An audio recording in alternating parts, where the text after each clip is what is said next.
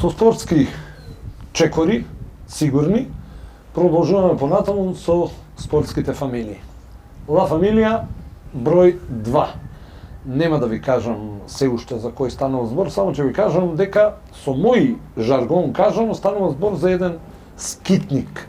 Кога почнуваше не можеше да се најде себе си, па што знам, кошарка, па одбојка и на крај заврши таму кај што заврши. Оние што знаат, оние кои што не знаат, се уште е единствениот македонец со 3 точки, значи еден од ретките квалитетни спортисти, човекот кој што во голема мера го задужи и Кавадарци на спортско поле, и Македонија на спортско поле, со на фактот што нели станува збор за репрезентативец, меѓутоа човекот кој што и како тренер направи квалитетни репрезентативци, а сигурно најголем успех му е тоа што неговата крв продолжи по неговите стапки. Ла фамилија број 2, фамилија Илови. А јас за почеток ја имам таа чест, нема да го гаѓам, и викат не се срами, нема да можеш да го крениш. Ѓуле, неговото основно оружје за работа. Сашко, единствено ѓуле фрлаше, нели? Бидејќи си атлетичар, со копје нешто не се бавтиш. Само ѓуле диск. Така.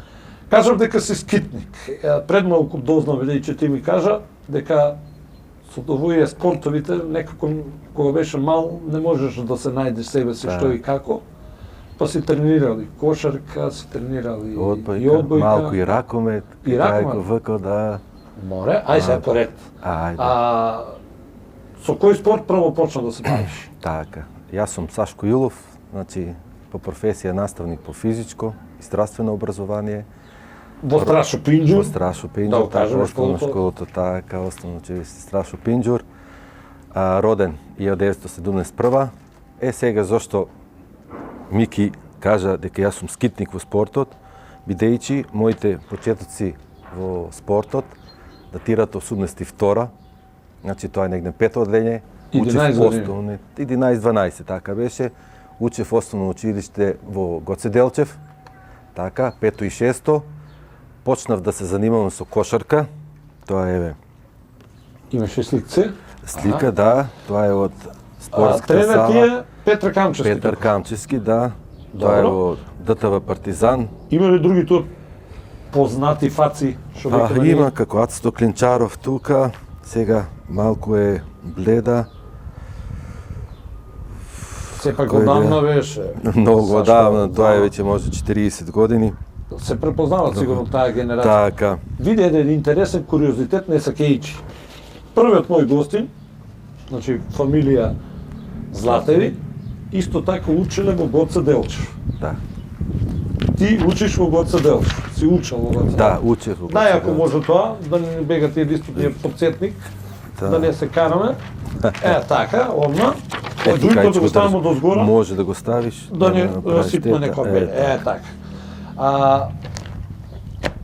Каков ученик беше? Јас бев одличен ученик. Да. Кажи некоја четворка сега таму. Добро, имаше четворки, не бев скроз одличен, не бев толку посветен на... Само номи ти да кажеш дека математиката слабо ти јадеш. Точно е, математиката слаба страна. И Вие јазиците. Пази сега, спортист си, зависиш од бројки, од резултати, Така. од таа математика, Слаба страна а слаба математика. страна математика. Така е. Математиката и јазиците ми се слаба страна. Сега у школото почна првен со кошарка. Така, почна кошарката, како што рековме во ДТВ Партизан. Тоа беше неколку месеци. Потоа, како И што не сум ја забава. не сум, да, точно, не сум јас за кошарка, но бидејќи знаеме кој е Андон Стоев и што значи Андон Стоев за атлетиката, кој што беше таму наставник по физичко и од тука веќе почињаат корените и првите чекори така поактивни во спортот, тоа е атлетиката. Колку беше тогаш у тоа време висок, бидејќи сега си баџи висок. Па не можам точно да кажам, но знам дека бев висок. Сега за таа возраст 1,70 м, тука некаден бев. Тоа пет одделение, Доста и не? паничок, така малку. Не толку паничок, но Крупен, развиен, што викаме развиен ние. од секогаш, да. Развиота. Така, развиотка. Така. Тука почна со атлетика. Почнав со атлетика до 6 одделение, значи тоа е некаде на 83 година. Тога се отвори и основно училиште Тошо Велков Пепето и по реонизација, пошто припаѓав во тој реон, 6-то, значи 7 и 8 одделение, го продавив со своето основно училиште во Тошо Велков Пепето. Морам да те прашам, кога почна со атлетиката и наставникот Стоев, Така. почна со фрлочки дисциплини или? Не. Тоа е добрата работа во атлетиката, значи почнавме со првите чекори во атлетиката, а тоа е трчењето. И техника и правилно трчење. Оние кратки патеки, средни, долги? Кратки патеки, пошто не бев за долги, пошто и самата конституција налага за одредени дисциплини, но започнавме со трчење. И имаше добри, солидни резултати? Немав солидни во атлетиката, но тоа беше некој преоден период за после натамо, нели, кога ќе стане збор за што се одредивме, тоа е. Од кај до кај одбојка испадна? Сега, пошто реков се преврали в 7 и 8 во основното училиште Пепето, во сплет на околности, значи нови дечиња, други наставници, почнавме некако се отвори тогаш клубот Тиквеш под водство на тренерот Дано Табакот. Тоа се, 2 години трениравме таму и после како... Имаш тука една сликца. Да. Значи Дано Табакот, Дачо Петрзанов... Дачо Петрзанов, Перито Милков, значи овие се постари генерации. Перо Милков Суската. Да, Перо Милков Суската, така. Тука и Камето, Блажо Званче го спомнам сега, тој ми беше тренер одреден период. Како го завршив основното школо, значи сега преминуваме во периодот кога во средно индустријско. Така на пубертетот малку. Така, средно индустријско и таму продолжив со мојот тренер Чиро Василев, кој ми беше исто така професор по физичко и здравствено образование. За одбојка зборуваме сега, така. И до кога траеше љубовта со одбојката? Љубовта со одбојката траеше негде до 89-та година, но тука има интересни моменти, бидејќи ја сакав и атлетиката и одев на школски надправи, кога секогаш имав добри резултати, кога прво, кога второ, но имаше моменти кога, да речеме еден месец и пол, ќе одам само на атлетика, тогаш настануваа проблемите, значи убави проблеми. Професорот Чиро ќе го земе дневникот, значи ќе напише од 5 на 1, ќе ми ја земе спортската опрема, патиките, тога се знаеше, значи спортската опрема ја префрлавме од еден на друг, не е како денеска. И така имаше интересни моменти поврзани со одбојката атлетиката во овој период од мојата. Дали се случи на некој од овие школски надпревари, сега ти настапуваш за Пепето, а ваму Андон Стоев вика, ево моје дете, ја го откри, јас почнав со него. Не, немаше такви моменти, бидејќи се префрливме на одбојката и одев на така. До 89-та одбојка. Така. Од кај до кај со комбинацијата со Трајко Вако Тураков? Значи после одбојката, виќе тоа е по инерција беше во системот на бивша Југославија, каде што знаеме каде беше нивото на спортот, значи еве и за одбојката бевме во втора македонска. Ипак Партизан е малку, ако кажам дека имаше публика во тоа време, а тогаш пред мене малку имаше и 2 клуба, Елро, Емро, кои што ги спомнавме овие како Дачо Петрзанов, Перито Милков. Ние сме виќе во предпоследните генерации, кај што одбојката како спорт се растураше. И како дојдоме, не кажам за ракометот. За ракометот, значи, пошто самата физичка конституција, сакав да тренирам, значи јас сум личност кој што сака да ужива во спортот, не да го гледа, нечу да биде активен спортиста. И ќе го спомнам тогашниот тренер Трајко Вакот, значи, така се запознавме во некоја прилика, ајде Саше да дојдеш малце да потренираме. Тогаш трениравме на асфалтното игралиште зад голевите на фудбалското игралиште долу на градскиот стадион. Можам да те прашам, на која позиција играше? Па се спремам за пикер. Пошто Ама веќе да те прашали на бековск? Не на бековск, значи спремам за пикер, но морам да кажам, поради сплет на околности, поврзани со видот, мојата лева страна е доста слаба, не можев да се снаоѓам кога сите позиции или топки или играчи идат од левата страна, така да и по совети на докторите ми рекоа да прекинам со таков колективен спорт, груп кој што може да нанесе една повреда и да дојде до повреда на другото око, така да за кратко време се повлеко, за жал. Се повлечи буквално на некој начин сега се оддаде на атлет. Сега следува оној момент во атлетиката, бидејќи сакав, претходно спомнав да бидам учесник во било која активност, сега одбрав атлетиката. Сега има интересни моменти поврзани со атлетиката, значи јас сум фрлач на џуле и диск. Сега, а тогаш како дознал дека си фрлач на џуле и диск? Така, кој рече ајде ти да фрлаш? Да. Значи главниот виновник е повторно Андон Стоев. Значи тука исто морам да го споменам и Калеов Сашко, мојот колега и познат професионалец во својата струка, значи тој е личност кој се е познава својата струка. Јас колку што знам и Сашко Калеов се уште држи некои рекорди национални кои што не се соборени, исто како што и ти држиш уште некои рекорди.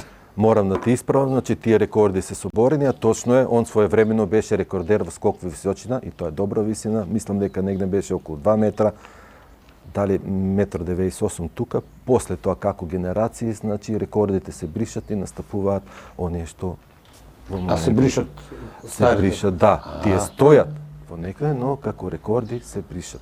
Значи, сакаме да кажеме како тече времето, тоа се брише од официјалните вака, меѓутоа како историја се стои, точно си стои.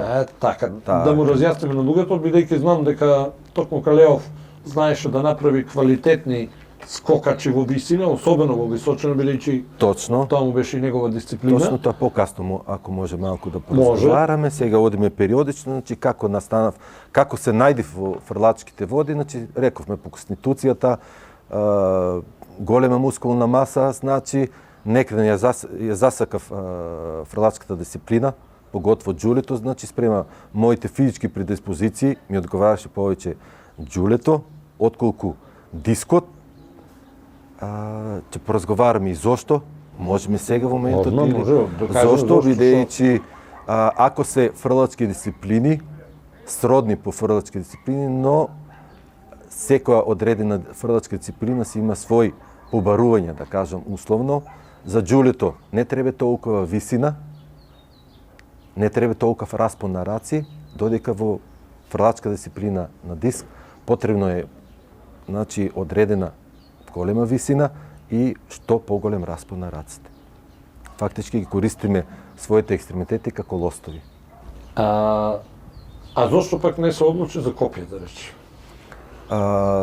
И тоа е фрлачка дисциплина. Да, точно е, тоа е фрлачка дисциплина, кај што со односот на маста на справите со кои се фрла е драстично различна. Значи копието, да кажеме, е околу 800 грама за сениори, кај што е потребна голема експлозивност, брзина, не е толку потребна телесна маса на спортистот, а се враќаме на џулето кај што неговата тежина, како што го покажа Мики, е 7,260, станува збор за сениори. Да, 7 кг и 260 грама во сениорска конкуренција, кај што е потребна голема мускулна маса на самиот фрлач, значи експлозивност, сегментарна брзина. Јас сакам да го кренам, да кажам на луѓето, стварно е тешко во. 7 кила. Тешко е. Да, точно. Не исто 7 кила, две чесиња од пазар да ги носиш и ова, различно. Да.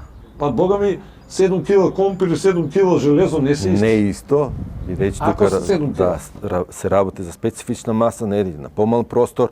И тука во 7,260 има различни димензии, варираат во споредба со шаката на атлетичарот, кој има поголема шака, одгора малку поголем обем на џулито, кој има поситна, затоа што има фрлачи кои се и 1,80 м, што не е, да речеме така, нормално за фрлачно, ете има и такви. Има Македонија копјаши, фрлачи на џуле, на диск. Кладиво. Тука сме оскудни, значи првата работа е затоа што нема каде да се изведува кладивото, нема каде да се вежба едноставно кладивото. Од тука тргнувајќи, значи, бидејќи немаме таква инфраструктура и таа дисциплина, фрлачка дисциплина е занемарена. Намо позади има едно крупче направено на некој начин по ваше барање. Нема Значи, направено. Она што е крупчето намо на стадионот тука позад нас. Се извади. Сега го извадува, Сега. да, меѓутоа таму имаше едно крупче, а јас се сеќавам вие како фрлачи вежбавте буквално до спортската сала во училиштето Гоце Делчев. Да. Тоа Да. на некој начин ви беше онаа инфраструктура ваша. Така. А јас кажам. Еве една, значи еве една А баш сликичка. тука и се гледа Да, ти како намерно фрлач. ја земав каде. Ова е, значи, во школскиот двор на основното училиште Гоце Делчев. Морам повторно да напоменам, значи, сето благодарение на Андон Стоев. Шефинтата со кајшето.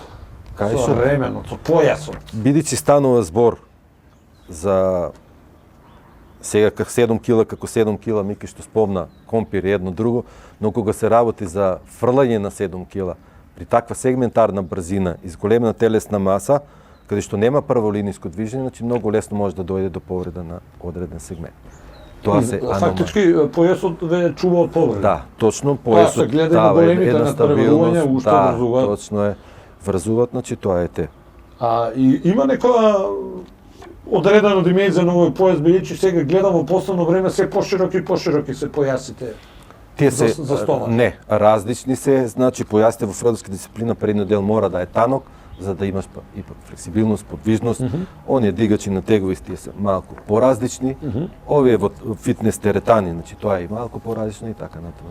Значи тоа се е тоа. Да. А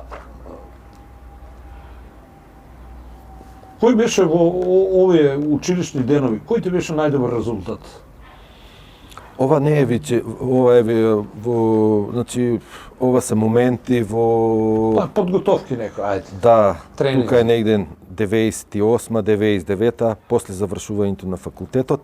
Значи тоа се моменти, а во школските денови, пошто одевме од надпревар на надпревар, кај се фрлаше со 4 кила, зборуваме за пионерска конкуренција, значи тогаш незванично 11, 18, 12, значи тоа се незванични.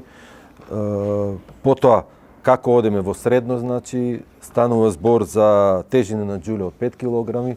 Морам да кажам, значи, еве, како запознавање на јавноста, како се движат тежините на справите воопште, значи, во завис од категоријата, до 13 години млади пионери, тежината на справата е 3 килограми, кога станува збор за џуле, кога станува збор за диск, значи 1 кило, потоа пионери до 15 години, каде што тежината на џулето е 4 килограми, потоа одиме до 17 години млади младинци, тежината на џулето е 6 килограми и млади младинци тежината е 5 килограми, младинци тежината на џулето е 6 килограми и сениори од 19 години Па нагоре, значи 7 кила и 260. Ова се стандарди, значи светски стандарди, сегаден во светот се тие стандарди. Се ми изнакажа до средно. До средно. Продолжи на факултет. Така. ДИФ. Да. Морам да те исправам, значи тоа е факултет за физкултура, не е ДИФ. Да, а ДИФ било некогаш, ама тоа е државен институт за физкултура во рамките на бивша Југославија, И се остана ДИФ. Сега викат ДИФове. Да, не тоа е викат ФФК, него викат ДИФове. Да, тоа е школување со 3 години, тука веќе факултет, значи со 4 години звање професор по физичко и здравствено образование. А што треба да направиш ти за да добие звање тренер по атлетика? Треба ли уште некој испит да положиш или како е? Не. Тогаш, значи во мое време, со самото завршување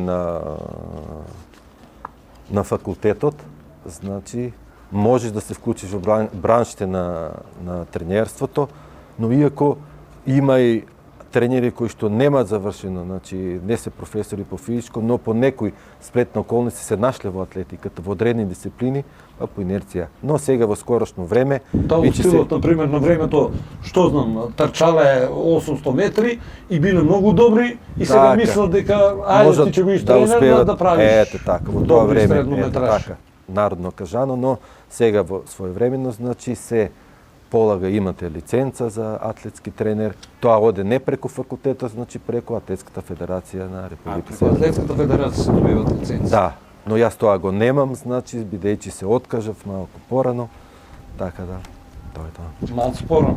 На факултет беше дел од тие репрезентации? Да, на факултет, но бидејќи се школува во Скопје, морав да се префрлам во работнички, тогаш атлетскиот клуб работнички, кој што ми овозможува одредени услови, како користење на теретана, значи користење на атлетскиот стадион, така беа условите, како и во сите спортови, така и во атлетиката. И тука се плодните денови мои, кои што 98 го соборувам рекордот на тогашната Република Македонија. 98. Да. Значи си имал 17 години. Не, 98. А 27. Не. Ја 17 години. Повеќе. Мене Значи, математиката 20. пак ми е јака страна. Така. 98 си 27, не чак се 71. Да. Да, има тука еден источок од списанијата спортски, кај што вика рекорди на Кулевска, Ангеловски и Илов. Да. Илов е Сашко, тоест ти, Така. Ангеловски е Дејан Копјашов. Дејан, да, познатиот Така, Копјаш, точно. и беше Кулевска, таа е Тркачка, да, точно. И што вика таму колку беше рекордот? Така, еве едно, тогаш толку електронските медиуми не беа, нели, до овој степен, до денешниот степен, така да имаше во пишена форма, преку печатени медиуми, значи во фрлање џуле, Сашо Илов постави историски резултат за македонската атлетика, фрлајќи го џулето 16,01 метар. Тој прв македонец кој успеал да ја префрли должината од 16 метри. Значи, во склопот на бивша Југославија постоела атлетската федерација, кај што се фрлало негде до 15 и 30, 40, тука бе, не знам точно, мислам дека, пошто се распрашав тогаш, не знаев колку, но тука негде биле и тоа биле некои ракометари, така, па се префрлиле во атлетиката. 16:01. Еден, да. Сега, говориме за Македонија. Тоа е најдобар резултат во Македонија во тоа време. Во тоа време, да. А како стоиме споредбено тогаш со оние, што знам, од поранешна Југославија? Поранешна Југославија, да, тогаш имаше фрличи и по 19 метра, по 20 метра, така да, но морам да напоменам, значи ова виќе не е во склопот на бивша Југославија, така, ова е самостојна Македонија, така да, и сет развој на атлетиката и атмосферата во атлетиката беше по инерција од претходните 10-20 години. Тука виќе со самото осамостување почнуваат проблемите во атлетиката, значи едино финансиските, другите инфраструктурни, морам да кажам, инфраструктурни, бидејќи атлетски тренери и денеска во Македонија има само во Охрид, Скопје, Куманово и толку завршува. Само тие три града? Да, за жал. Збориме за атлетски тренери со лиценца, или? Не, за атлетски инфраструктури. Значи, инфраструктура, да. Така, за тоа. За атлетски тренери не можам да кажам, значи тоа не е. Ево сега го спомнавме предно во онај сегментот, така се вика, не е сегментот, крупчето што беше, кој што го нема. Го нема сега. Таму имаше два. Дека ќе има некој слух. Имаше два, јас го направив лично, едниот за фрлање диск, другиот беше од општината, кога имаше една олимпијада за, не знам, точно која година, училишен спорт, да, точно, и направен круг, сегмент фактички за фрлање џуле, после јас направив за фрлање диск, бидејќи димензиите се различни, кругот за фрлање диск е малку поголем од кругот за фрлање џуле. Морам да те прашам, еве, наречеме на спортскиот центар овде Јасмин, има ли шанси да се направи таа комплетна инфраструктура, еве, за џуле, за што знам, за диск, Диск, за па и за копје, спринтерски има, дисциплини. спринтерски дисциплини исто има. Што знам сега, само за оние скокачките дисциплини во височина, во... Па може и за тоа се може да има, пошто овој круг е краток само за, мислам дека 3 метра, кругот е 400 метра, овој е 397 метра, за некој официјално официјален надпревар за... Добро, може да се затвори првата може патека. да се направи, така, Да, на може да најблиската се патека и ќе изпланира, останат оние втората и мисля че ни 400 ако не се лага. За жал, значи ако имаме време сега малку и тука зошто атлетиката е на едно такво ниско ниво, завидно ниво, спомнавме првен инфраструктурата. Болната точка за атлетскиот спорт. Ама, знаеш ли како е сега, баш мене, толку ли нема луѓе, еве спомна само 3 града, во 3 града, значи градски стадион, Билјанини извори и Куманово. Да, Куманово, кај што Куманово е од 200 метри стазата, значи не е за... Значи, толку ли нема луѓе, па макар и од федерацијата, да не говорам од клубовите, а имаме колку клубови има во Атлетската федерација? Не знам точно, мислам дека не знам точна бројка. Од прилика 30. Сега, што ако правиме се со... активни, тоа е... Па тоа е проблемот, нели, активни, има да речеме двајца спринтери и еден фрлач. Или има двајца фрлач и еден скокач во клубот. Нема спринтерски дисциплини. Сега Мики начна една тема, значи да направиме на споредба, кога ние трениравме, значи ова се 90-те години, кај што во атлетскиот клуб на Тиквиш има се само 4 до 5 фрлачи кои што фрлаа од 13 до 16,5 метри. Зборуваме за еден атлетски клуб во Македонија, како Тиквиш, а сега да речеме во Македонија нема... Ајде ги спомнете, ги памтиш кој беа. Значи, кога станува збор за фрлачки дисциплини, морам прво да напомнам да го спомнам името Васил Најдов, кој што е и актуелен рекордер во джуле, во одредени категории. Потоа Јанев Илија Јанев, значи тоа е пуленот на Калеов Сашко, пошто тогаш малку се поделивме. Тикваш и... Не, ова е слободно Тикваш, но бидејќи не можевме превише да работиме со едни, бидејќи и Сашко Калеов презема и фрлач, и скокачките дисциплини. Морам да ја спомнам тука Темова Ирена, кој што уште ден денеска знае да учествува на некој надпревар. Потоа Андре, потоа Трајков Илија. Тоа се фрлачи кои што фрлаа сега колку имаме познавање во да, тоа е ипак на завидно ниво, кој што реков одскокнува. А имаше ли во тоа време и од другите клубови фрлачи? Збориме за джуле и за диск. Да, конкретно имаше, значи кога одевме надпревар имаше сигурно 18 до 20 фрлачи, поготово од скопските клубови, но и тука се истакнувавме. Имаше еден полициски клуб, 7 мај беше. 7 мај, да, и се уште постои. Уште постои, така, ППК. Да. Да не го зборава, господин. Интересно е ППК, меѓутоа 7 мај си е 7 мај и таму имаше, јас ке речам, квалитетни фрлачи. Имаше, значи кога зборува за македонскиот квалитет, значи станува збор за фрлачи кои што фрлаат 14 метра, 15 метра, тоа е ипак добар резултат за овие услови во Македонија. Прочита ти оно за пред малце, меѓутоа овде кога треба да им објасниме на луѓето, да им дообјасниме за рекордот. Кај беше овде? На Васил Најдов? Добро, ај за Васил малце покасно. За мојот рекорд. За твојот, за 16. Тоа беше со колку джуле? 7260. Со 7260. Да, тоа е. Тука. Па нормално за сениори, нели? Да, за сениори. Колку памтиш колку балкански, европски купови, како се викаат тие митинзи, сега има златни лиги, тогаш немаше. Така. На колку од нив си бил, си учествувал, си земал награда? Секоја година учествувавме на балкански шампионат. Значи тоа е политика на Балканската атлетска федерација, на Европската атлетска федерација и на Светската атлетска федерација за развој на атлетиката, каде што не се потребни норми за да учествуваш на балканските игри.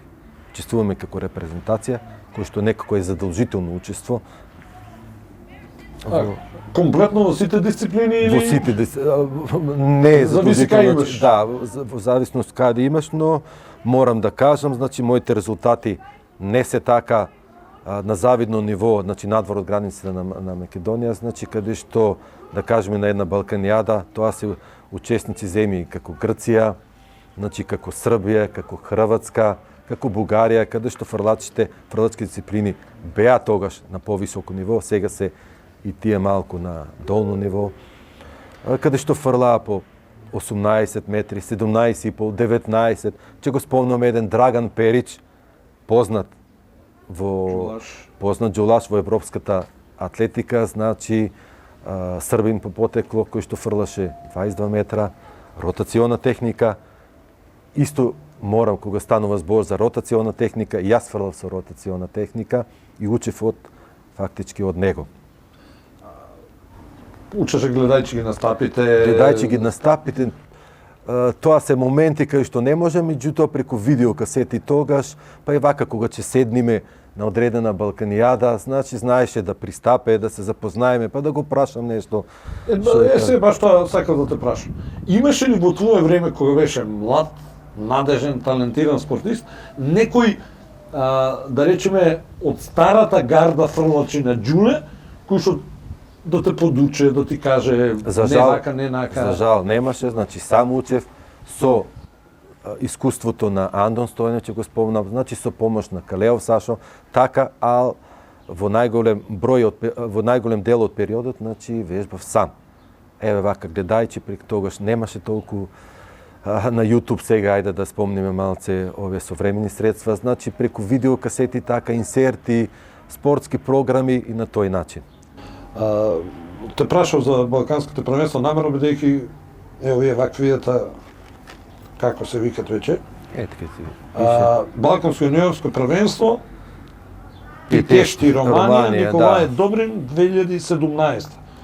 Одека беше тренер? Тренер, се како тренер, точно, значи. На фрлачи? Да, или така на бевме да, покрај мојот фрлач, значи и како тренер на фрлачите од Македонија. Македонија, така. Коуч, Балканско јуниорско првенство Едирне. Тоа е Едрење, валја, така? Едрење, да, точно. 7 август 2010. Исто на фрлачи. Да. Добро. И ова е од Балканијада. Да, тоа се од Балканијади. 2011 Бурса. Да, Бурса, кој што морам да кажам. Само морам да прашам. Беше тренер на репрезентацијата фрлачка или како тренер на поединец? На поединец. Па и како тренер на поединец, а тука се вклучува и како тренер на фрлач. Тогаш почнавме да ги делиме дисциплините, значи, ете, по некои стандард, норми. Намерно сега ги земам вака да не ги измешаме. Овде вика тим лидер. Што значи тим лидер? Сашко Илов. Да. Значи, тоа мислам дека е Јамајка, така? Јамајка, Кингстон. Да. Многу битен муавет треба да направиме токму тука. Да, 2002 година. Да. И многу битни моменти, значи многу прекрасни моменти во периодот кога бев тренер, тим лидер, значи тоа сум водач на екипата, а всушност бевме само двајца представници од Македонија, значи јас како тренер, од Кавадарци и Васил Најдов како актер или од Кавадарци, атлетичар, да. Или од Марина. Од Марина, точно така. Значи станува збор за фрлање во џуле. Ама станува збор за какво надпреварување? Светско јуниорско. Светско првенство во Јамајка. Во Јамајка за јуниори. Јас сега се сеќавам, оваа 2002 година, имавте многу проблеми да се соберат средства, да се обезбедат средства, да се обезбеди патување до Јамајка и таквите работи. Меѓутоа сепак бевте таму. Бевме. Така, точно имаше проблеми, но не беше проблем патувањето затоа што ние бевме со исполнета норма, морам да кажам, со А норма за светско јуниорско, мислам дека е и се уште единствена спортска исполнета норма. Норма, да. За јуниори. За јуниори, да, во атлетиката. Па не знам и сениорите дали имат? Па мислам дека нема, сениорите воопште толку. Уопште. Значи да се надоврзиме околу патувањето, значи самата Светска атлетска федерација ни овозможи карти и сместување, бидејќи бевме со А норма, а потекнуваме од една таква сиромашна, да кажам, земја, значи мала земја, а во интерес на развојот на атлетиката, на светската атлетика, ете, тоа е тоа. Точно имавме проблеми и тука веќе беа почетоците на моето излегување од атлетиката, бидејќи јас, кога се вратив од светско првенство, реков што понатаму сега. Значи, за да се одржи еден резултат, да, за да се одржи еден резултат, потребни се доста средства. Потребно е инфраструктура. Значи, Треба потребни да се работи, припреми. да се работи, Треба да се работи. јаде, треба квалитетна исхрана. Станува збор за една тешка дисциплина, кој што треба внесена голем број калории, а тренажниот процес е доста тежок, работев по 5 часа дневно, значи сабајле, вечер, така да. И како дојде соработката со Васил Најдов? Па, благодарејќи на школските надпревари, значи тогаш по основните училишта се одржуваше, ќе го спомнам, Блажо Жван како наставник, значи го зима на едно школско надпреварување, се издвојува со свој резултат. Блажо беше од Страшпинџа. Да, да. Секако што си ти. Да, тогаш, но мислам дека претходно на друго место бил, не знам точно. Добро. Значи, ете така, Добро, го го носи познаат сите од Страшпинџа. след околности, иде така од Марена, дечкото, значи одскокнува со својот резултат и со своите физички перформанси. И што нема да одскокнува оно мар на вречти, вак си ги мал надвор од реда. Да. Да, тоа е тоа. Единствен спортист со исполнета норма. Колку беше нормата тогаш? Нормата е сега. Ние тогаш во тоа време, значи, политиката на атлетиката не до потполност ги пратевме постигнатите норми со одредена килажа на справата во одредена категорија. Значи, Васил Најдов Тоа што со вакво? со 7.260, а на негов возраст требаше да фрламе со 6 кила. Но и покрај тоа, он со 7.260, значи ја исполни нормата и околу 30, мислам дека над нормата беше. Да, нормата е 16.30, со 7.260, а он 16.66. А тоа воедно и стана и сениорски рекорд на Република Македонија. И се уште е. И се уште е. Стое, да. И мислам дека како се одвиваат работите е многу тешко. Толку е, нормално е сега, намерно е, тој ги гледа баш по датоците, морам да ви кажам. Меѓутоа, секојаш, јас постојано се борам за таа работа, покрај името на спортистот, да стои и името на тренерот кој што го подготвил, го спремил за да ги постигне тие резултати. Така. Не ова излези у дворот, земи, фрли. Точно. Значи, мора некој да бил дежурен виновник за тие такви резултати. И сега, нормално, сите ќе памтат дека Васко Најдов е единствениот македонец со исполнета норма за светско јуниорско Така. под диригентска палка на Сашко Илов. Да, точно е. Така не Е, сега, тоа е ти што спомна, значи, претходно ќе се навратиме на разговорот, кој мене ме тренирал, значи, кажавме како, шо. Е, сега, кога јас станав тренер, виќе некои работи беа дознати, како да кажа народно, значи, со джвакани, само треба да се проголтат. И, нормално, после макотрпна работа од 2,5-3 години, дојде до резултатот, рековме, до настани по физичко и здравствено воспитување. Така. Така да се вика сеструче. Да. Физичко и здравствено. Кој одделение? Прво, трето, четврто. Прво, трето и четврто. Така. И сега, на час по физичко, ги учеше нешто вака за атлетика, чат-пат. Точно е, денеска баш имавме тема скок во далечина од место, каде што вклучив атлетски вежби, како џокот, писок џок, индијански поскоци и така натаму спринтови и така натаму и така. Вие што гледат сега, врска нема ти што кажа. Добро. Меѓутоа, Тоа е тоа е штосот, дојди па види го детето да. твое што прави, како прави. така, значи добро.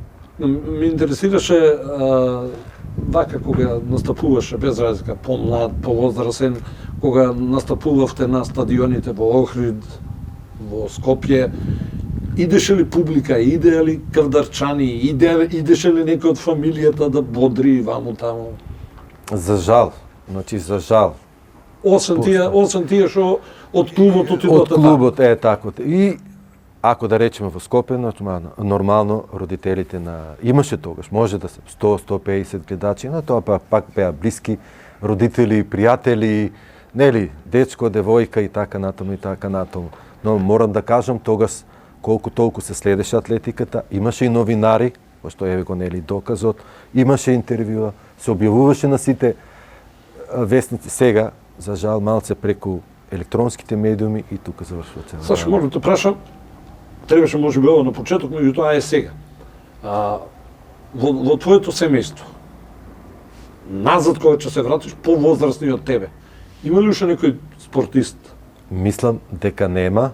Не, што Чичко, Стрико, баба, дедо, момче... Мада, мислам дека мојот вујко покоен, Васо Трпков, беше фудбалер. Тоа е многу одамна. Ами, треба се спомне, Васил Трпков, зошто не го спомнеме човекот да се слушне. Како викаме ние? Ако се спомне, нема се заборави. Нема да се Ако не се спомне, мислам дека тоа заборават, нема да знае. Така, од мојата фамилија, така. Меѓутоа, сега, ако прашаме некој од твоето семејство, од овие повозрастните твои, има ли некој спортист? Сега има кој да каже, да, тато беше спортист. Да. Тато беше државен рекордер, тато беше одличен фрлач на џуле. Точно. Меѓутоа, како не ти беше странно да го тераш и син ти и он да фрла џуле? Добро. Не да срам, како може повеќе тешко или смисла да го, нели, малтретираш, мачиш, не. Кога станува збор за... Они се каше баш џуле, такви работи или ти го усмериш, што се вика? Во почетокот не, пошто реков, во почетокот јас никош не специализирав, значи ќе бидеш фрлач, значи си трчевме, си скокавме, како се одвива годините, како си растеше, значи виќе самата висина, поготово за фрлачка дисциплина во диск. Па ти изеди малку висина. Да. Добро, килажа не му се даваше уште, ама висината изеди. Точно така е. Главата ти е скинал само малку повеќе коса има. Повеќе коса, да, точно. Како почна да работи со него? Веќе оние повозрастните, оние редовни посетители овдека на спортската сала Јасмин, знаат дека редовно да гледаат заедно. Така, заедно. Вака сега, значи хронолошки, после враќањето на од Јамајка, малку разочарување и едноставно се повлеков од атлетиката. Така, он имаше околу 3 години, значи ова станува збор за 2002, па додека на негова 8 година почна веќе со атлетика. Да се интересира. Да, но не со типично атлетика, значи во теретаничка, вежбички, трчење, така. Полека, пошто тогаш имавме и се уште имавме клуб, имаше добро околу 15 до 20 дечиња на негова возраст, малку повозрастни и така натаму. И се издржи малце. Така, како минуваше времето, значи нормално. Децата секогаш, нели, треба да се над родителите. Не е некој пишено правило, ама по некоја природа. Искам да кажам, нему се давам на синот, ама тук ист. Така. Инаку блајшто го јадат. Синовите го јадат. Добро, тук се некаде малце повисочки. Да. Блајшто ми е колегата инаку, овој камерманот. Да. Гледам, ке правим со него муавет, меѓутоа, на некој начин тоа што го правиш со Васко Најдов, што го правиш со другите вако, така. Го префрли сето. Го префрли, да, и уште нешто надокнатив и затоа резултатите се стигна. Има ли тој резултати? Па има. Да знам што да го прашам. Да. Тој е се уште актуелен рекордер. Мислам дека за џуле од 5 килограми и за диск од 1750. Тоа рекордер на Македонија. Рекордер и се уште стои. Да, е така, сега си го прашам јас за рекордите. Така. Кажи ми ти, освен наставниот процес, работиш нешто друго на спортско поле или? Да, после работата, значи своето време го поминуваме, еве, тука сме пред народна техника, работам со деца со деформитети. Заедно со мојот син. Ај сега да кажеме што се работи тоа. Значи станува збор за проблематика на телото, на детското тело, поготово пошто работам со деца. Значи станува збор за проблеми на кичма, каде што има сколиотично искривување, кифотично, лордоза, рамни стапала, значи криви стапала и така натаму. Как беше на мечкини? Шаткини. Шаткини. Шаткини, икс нози и така натаму, да. И затоа постојат специјални вежби кои што Да. на некој начин помага да се отстрани тоа или да се ублажи тоа на Еве вака, ако допре до јавноста, значи живееме во еден тренд, во едно време, брзо, динамично, каде што компјутерите, значи телефоните си го земаат својот негативен, значи својот данок, каде што децата, голем број од дечињата, значи каде што имаме време на намалена физичка активност, повеќе време поминати и во школските Значи клубови. вака еве јас че глумам. Децата цело време вака ни седат на Така. компјутер, па грбка тука, па Воза, болка да. кичма, па Точно. не ги учиме да седат вака исправени на школа, на училиште, така бе? Точно, да. Сега кога ќе се појави сето тоа, тогаш мама и тато викат што да му правиме Што да на му дето, правиме, да. човек е Сашко Идов. Да, точно е. Но за жал, во поголем број случаи, кога е малку Предоцна. предоцна. Подобро е превентивно, отколку куративно, значи лекувачко. Па тоа е тоа, џабе еве и ти си во тој наставно образовен процес, џабе ги учиш ти децата да седат правилно во клупа, кога ќе заврши часот, Да. како викат за овие жал. од северот, нашите Телефончето пријатели, дома. кои мили мои, Да, телефончето телефон во дома раце, седи, поготово сега компјутерите и лаптоповите може не толку, ама телефонот, значи леешка положба, ситни бројки. Почетокот може додека е свеж 15-20 минути во ред, ама после како се заморува централен нервен систем, значи се наведнува и тоа ти го шпона кифозичките на вратиште. За крај само да ми кажеш уште нешто. Со син ти работи уште? Во смисла? Од фрлачки Не, дисциплини. не, од атлетик, значи дефинитивно. Дефинитивно. Дефинитивно. Сега нема ли некое ново дете, што викаме, дај ново дете? Нема, пошто јас се отргнав, а ова што го Карикирам сега, например, Така. пријател ми Сашко Калијав да ти рече, абе Саша, има едно дете, да му покажеш нешто техника, ваму таму. Затоа прашувам, нема Да, некој дете? не, нема, значи нема и деца не може да нема, туку едноставно ете стана неактуелно, пошто нема незаинтересираност, неатрактивност и неафирмација од електронските медиуми, значи и од самото општество, да кажем. Нели атлетиката е спорт кој што нивото на развојот на атлетиката го кажува, ја кажува спортската култура во една држава и стандардот. Зошто? За да се направи една ваква инфраструктура, барем од 4-5 ленти, значи сигурно кошта околу 500-600 илјади евра. Значи, сега замислите, тоа се многу средства, а немаш повраток од нив. Не Повраток постои, во нема смисла- некој проект, ево сега ги спомнавме компјутерите, нема некој проект во Европската унија па да се направи тоа со европски парички или до Европска атлетска федерација па и тие да Да, почнат за да жал вложуваат немам во таква информација. земјите што вака За оскудеваат. жал немам таква информација. Спомнавме просторите на бивша Југославија, еден прекрасен атлетско боралиште у Велес, значи е тотално уништено, со добра стаза беше тогаш, тартен стаза.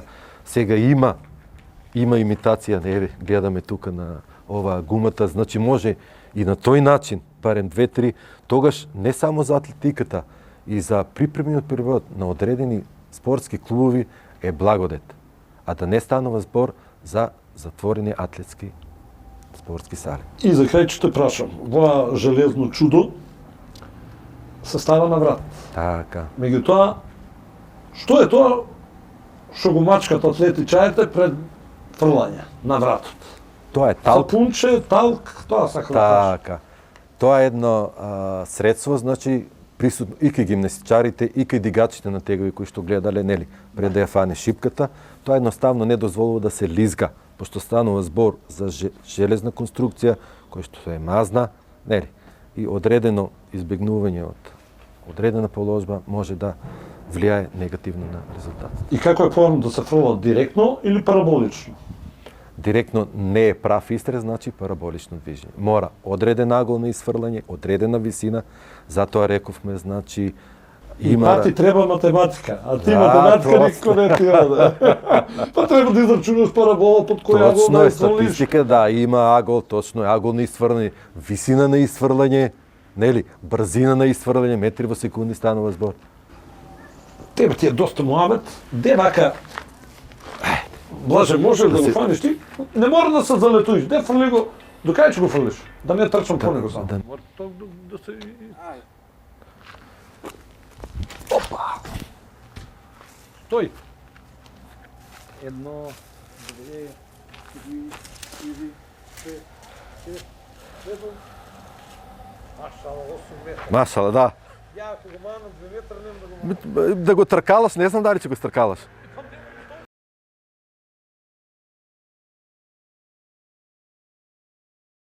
Да не фатиш да видиме колку е висок Сашко Илов, а после ќе застанеме со неговото синче, па после ќе видиш колку е висок тој.